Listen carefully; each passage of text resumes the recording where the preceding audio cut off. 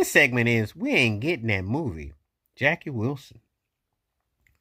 You know, a man who was the bridge to so much. And there have been subtle hints about him in references in certain movies and things, but never totality.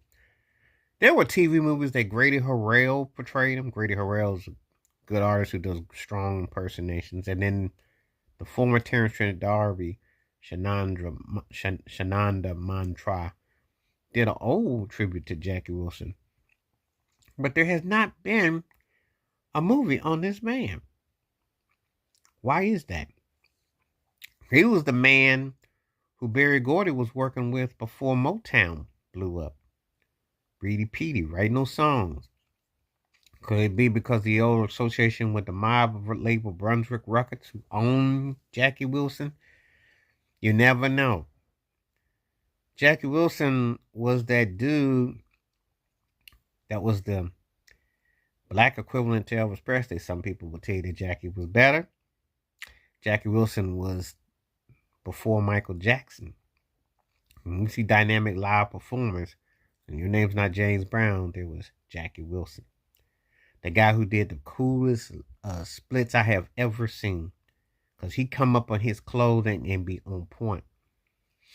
And he was smooth with it. You know. But anyway, why has never been a movie about him? It's one of those great mysteries. You know. I wish I could tell you why.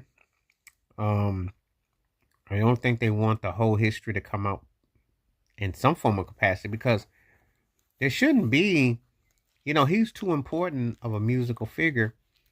When I mentioned that Berry Gordy was working with him before Motown, he ended up signing with Motown years later, but he was the reason that inspired Smokey Robinson. He inspired, he inspired early Ozzy Brothers. When you hear Shout, Twist and Shout, you hear how Ronald Ozzy and them brothers were singing in harmony in the late 50s. That was Jackie Wilson inspired. When you hear certain songs, when you think about To Be Loved, which Eddie Murphy used in Coming to America and Part 2, well, Jackie Wilson. As a matter of fact, I can make the case that in Dreamgirls, the movie that Eddie Murphy portrayed, he was kind of doing like a Jackie Wilson impersonation. It just has never been a movie